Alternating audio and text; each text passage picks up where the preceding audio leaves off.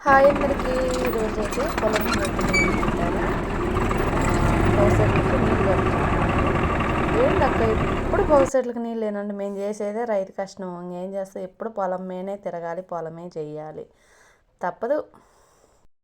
నీళ్ళు కట్టేది మా బావ, ఇడుపులు వేసేది మనం అన్నమాట. ఇడుపులు అంటే ఎక్కడన్నా పట్ట మీద ఎక్కడన్నా చనిపోతాయి కదా, అవి మళ్ళీ ఒకటి మధ్యలో అదే పాదిలో గుచ్చాలి, అవే ఇడుపులు అన్నమాట. ఇక ఆయన అయితే నీళ్ళు కడుతుండో మనమైతే ఇడుపులు ఎత్తనం అన్నమాట. అసలు మామూలుగా కాయలేదు, వాళ్ళ ఎండ రవ్వ మామ చంపేసిండు. పైన ఎండ కింద తడి, అసలు ఎట్టుందో అసలు ఆ ఎండకి ఆ బుడదకి కాళ్ళు అసలు కోసపోయినాయి అనమాట. నీళ్ళు అమ్మిడి తిరిగేది ఒక లెక్క, నీళ్ళు కట్టిన తర్వాత తిరిగేది ఒక లెక్క అనమాట.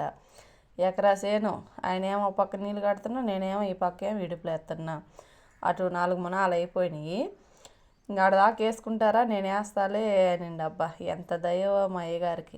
ఇక అన్నీ 4 మునాలు అయితే అటు ఇటు తిరగలేక నా పని అయిపోయింది. ఆ బుడదలు అసలు ఎంత లోతుని దిగబడుతున్నాయి, మోకాలు కాడి దిగబడుతున్నాయి.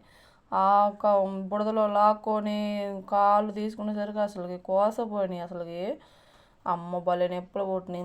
నీళ్ళు ఎమ్మడి తిరిగిన అనుకో మంచిగా ఉంటుంది, ఎందుకంటే కాలు ఎన్ని కీడితో వచ్చిద్ది.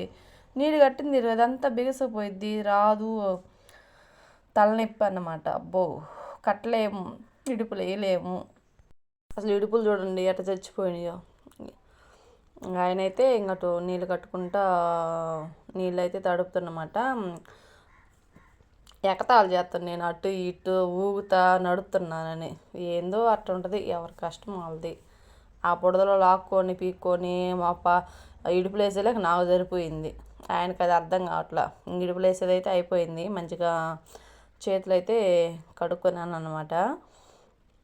ఇంకొక మునం ఉంది అటు పారేది, ఆ ఒక్క మునం అయిపోయింది అనుకో అన్నం కూడా తీసిపోలా, ఇంటికి వచ్చేస్తాం.